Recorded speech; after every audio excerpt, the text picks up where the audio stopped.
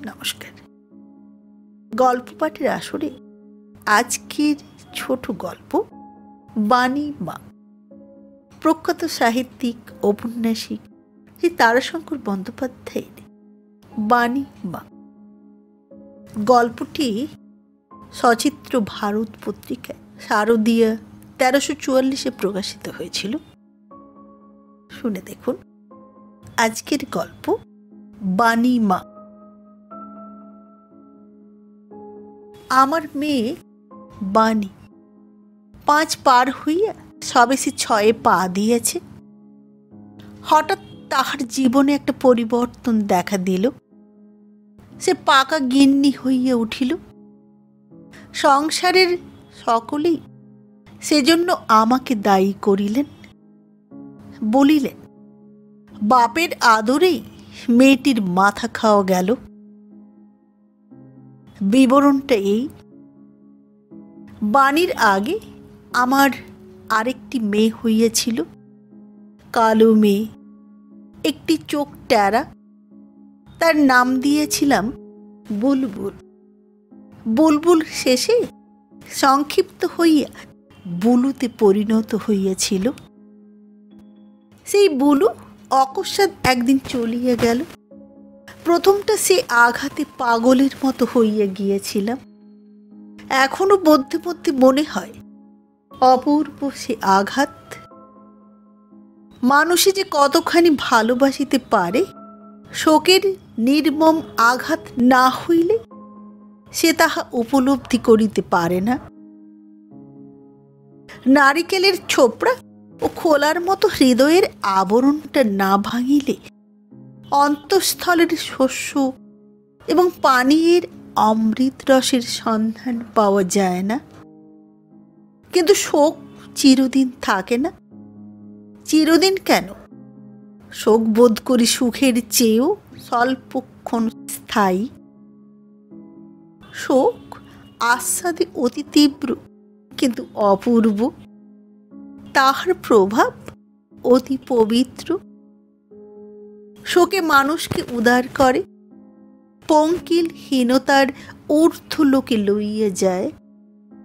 তাই শোক স্বল্পদিন স্থায়ী। মানুষ টানিয়া টানিয়া শোকাহতকে নিচে নামাইয়া আনে। প্রকৃতিও পরিহাস করিয়া তাহাকে নিম্নলোকে ঠেলিয়া দেয়। আমাকে যে অত্যন্ত সবলে শোকের রাজ্য হইতে টানিয়া নিচে নামাইল, সে ওই বাণী। বাণীর বয়স তখন সবে 4 বৎসর।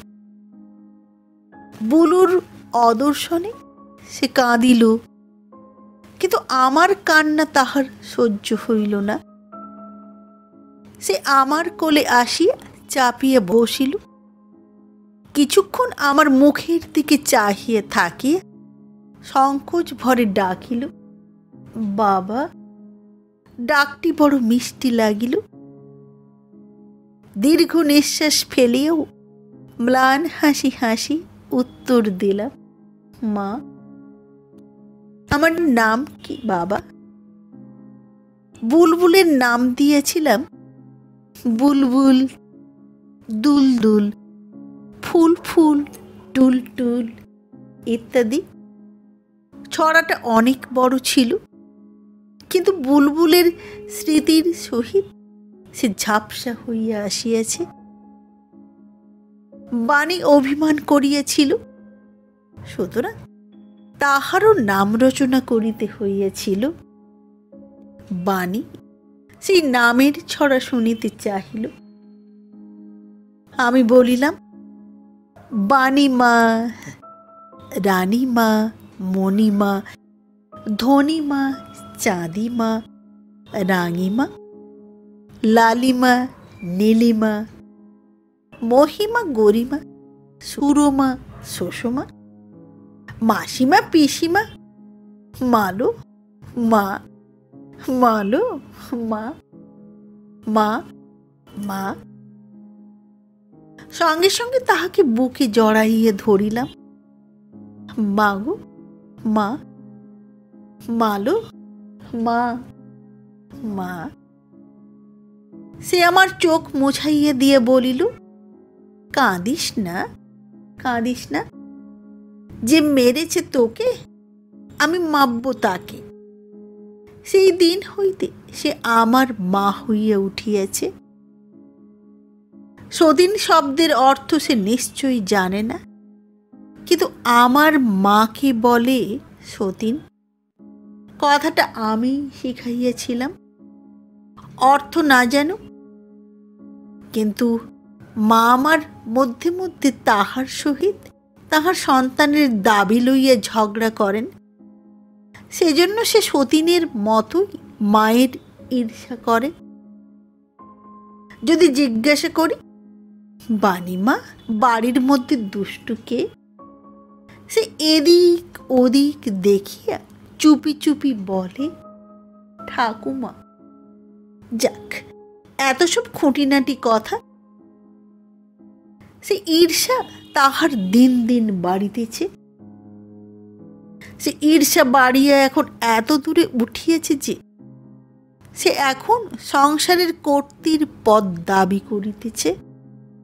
ফ্রক সে পরে না, কাপড় পরা চাই, আঁচলে চাবি বাঁধা চাই, মাথায় অল্প ঘোমটা টানিয়া সে আমার মায়ের প্রত্যেক কর্মটির অনুকরণ করে। বাহিরে কোনো জিনিস পড়িয়া থাকিলে সে তৎক্ষণাৎ সেটাকে টানিয়া এমন স্থানে রাখিয়া দেয় যে খুঁজিয়া বাড়ির লোক সারা হইয়া যায়। বাণীকে জিজ্ঞাসা করিলে সে বলে, আমি তুলে রেখে দিয়েছি। এমনি করে কি ফেলে রাখে? যদি কেউ নিয়ে যেত, বলিয়া সে আরও কত কথা বলিতে বলিতে আপন খেলাঘরে গিয়া আপনার আঁচলের চাবি দিয়া ঘরের দরজা খোলে, কুটুস কলুপ। তারপর সেটাকে বাহির করিয়া আনে। এই খেলাঘর যে তাহার কয়টা, তাহার হিসাব কেহ জানে না। আর স্থান পরিবর্তন তো অহরহ হইতেছে। সেদিন বাড়ির মেয়েদের নিমন্ত্রণ ছিল এক বিবাহ বাড়িতে। মা বলিলেন, বাবা, বৌমার গহনার বাক্সটা যে বের করে দিতে হবে। বাহির করিয়ে দিলাম। বাণী চিৎকার আরম্ভ করিল, আমার গহনা! আমার মা নিজের নিরাভরণা মূর্তি দেখাইয়া বলিলেন, তুই যে বলিস তুই আমার সতীন, তোর বাপের মা, তুই গহনা পরবি কি? আমি গহনা পরেছি, আমার সতীন হয়ে গহনা পরবি কি তুই? সে তারস্বরে চিৎকার করিয়া বলিল, আমি সতীন হব না। অতঃপর গহনা বাহির না করিয়ে দিয়ে উপায় রহিল না। সন্ধ্যায় বাড়িতে আসিয়া দেখি হুলুস্থুলু কাণ্ড।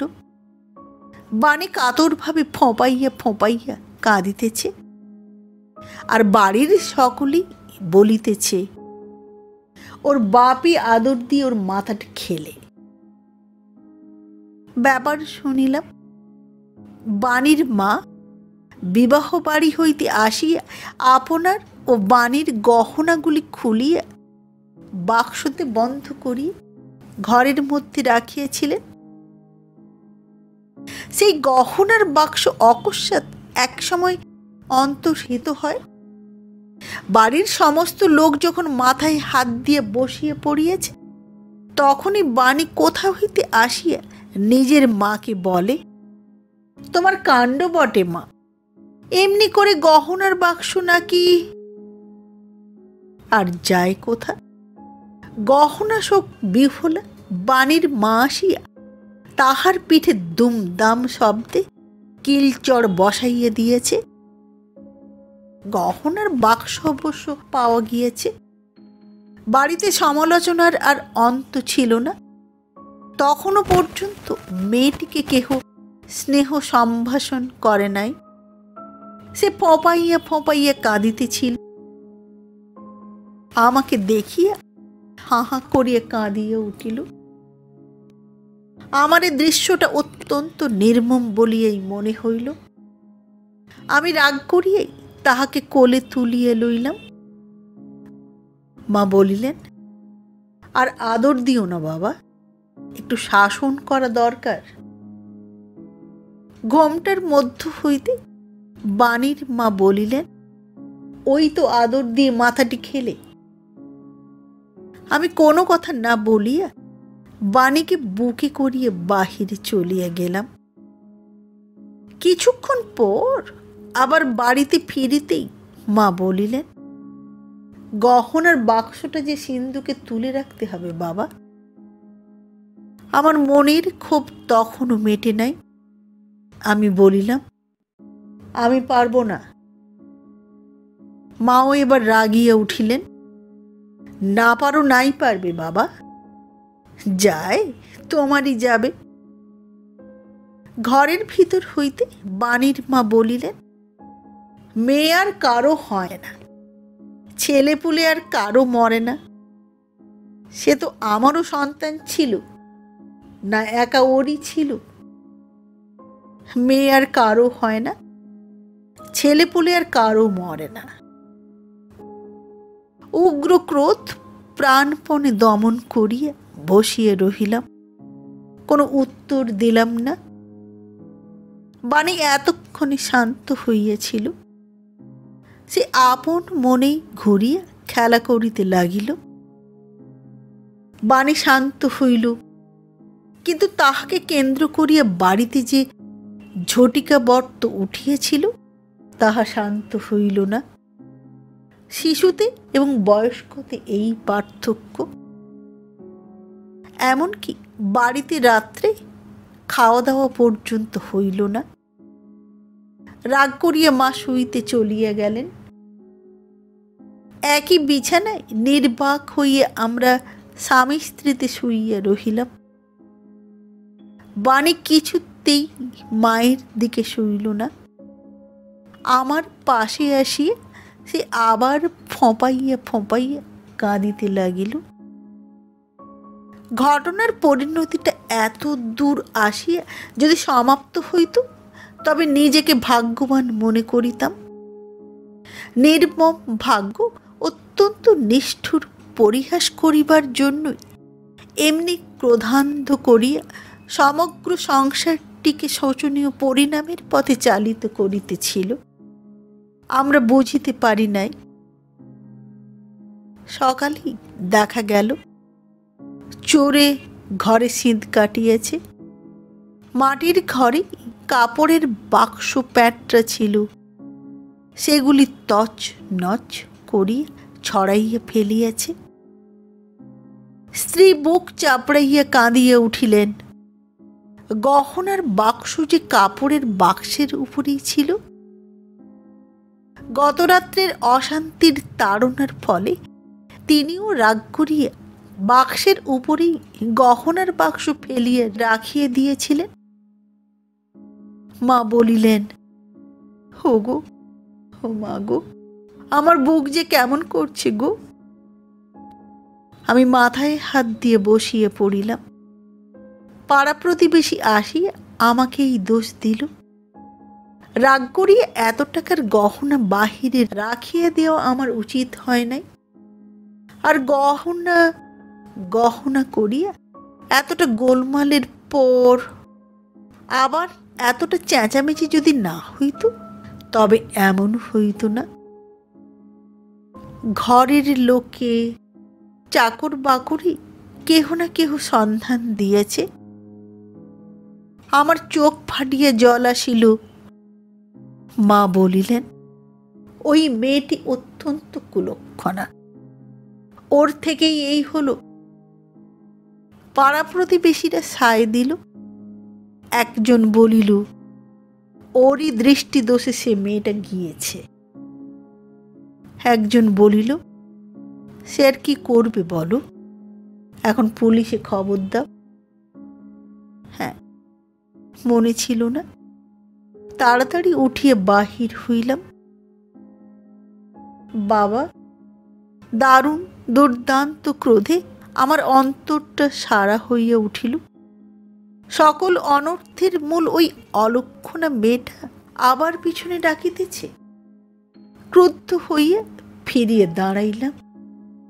বাণী পিছনের দিকে একবার চাহিয়ে দেখিয়ে বলিল, গহনার বাক্স আমি রেখে দিয়েছি বাবা। মায়ের যে কাণ্ড! কোথায়? সেই চান ঘরের পাশে চোরকুঠুরিতে আমার খেলা ঘরে, কুলুপ দিয়ে। তাড়াতাড়ি তাহাকে বুকে তুলিয়ে লইয়ে বলিলাম, কই, বের করে দেবে চলো তো মা। সে বলিল, সেই যে মা যখন তোমার সঙ্গে ঝগড়া করছিল তখনই আমি দেখলাম। দেখে বলি সামলিয়ে রেখে দিই। খেলা ঘরেই বাক্সটি দেখিলাম, তাড়াতাড়ি তুলিয়ে লইতে গেলাম। বাণী বাধা দিয়ে বলিল, দাঁড়াও, কুলুপ খুলি বলিয়া সে শুনলে চাবি ঘুরাইয়া মুখে শব্দ করিল, কুটুস কুলুপ। নমস্কার। বাণী মা গল্পটি পাঠ করে শোনালাম। আবার দেখা হবে আগামী পর্বে একটি নতুন গল্প নিয়ে। আজকের মতো নমস্কার।